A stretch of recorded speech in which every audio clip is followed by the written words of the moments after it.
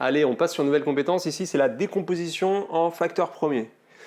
On se rappelle sur les compétences d'avant qu'on a fait des décompositions de nombres en facteurs.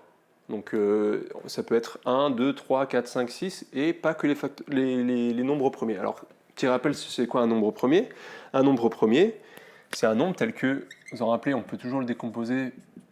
Donc c'est un multiple ici, les diviseurs. Donc le nombre premier, lui, il a seulement deux diviseurs et seulement deux qui sont lui-même et 1.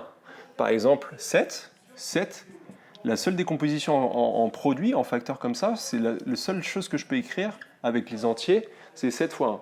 Si je fais 2 fois 3, ça ne marche pas, ou il faut que je rajoute plus 1, donc ça me fait, quand je reste dans ce schéma-là, la seule chose que je peux faire, et à chaque fois, donc c'est des nombres qu'on doit apprendre un petit peu par cœur si vous voulez, donc il y aura 2, 3, 5, 7, 11, etc., etc. Après, il y en a à l'infini. Donc rappelez-vous au moins, je dirais, des 5-6 premiers nombres premiers. Alors il y a le 1 aussi, je n'en ai pas parlé. Le 1, ce n'est pas un nombre premier parce que la seule chose que je peux écrire, c'est 1 fois 1. Donc on a dit, il faut absolument deux diviseurs et seulement deux diviseurs. Donc 1 et 1, c'est le même. Donc lui, il n'a qu'un seul diviseur, donc ce n'est pas un nombre premier. Donc c'est un petit peu la spécificité. Donc nous, on ne va pas dire que dans notre décomposition, il y aura 1. Forcément, il n'y aura pas 1 parce que ce n'est pas un nombre premier.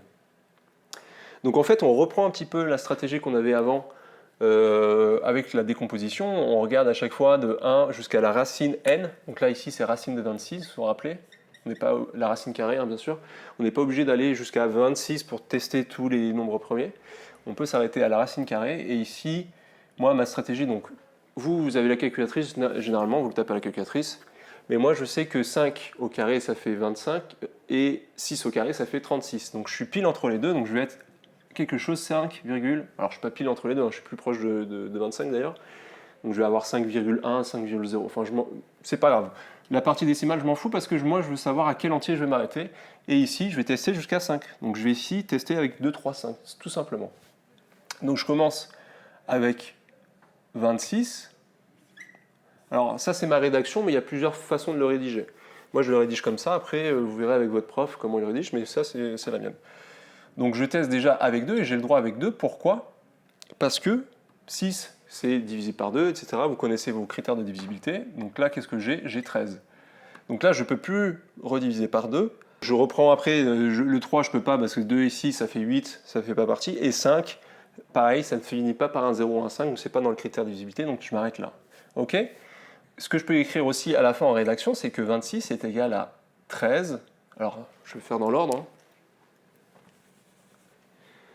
Mais ma décomposition de facteurs, elle se trouve à droite, pour le coup. Hein.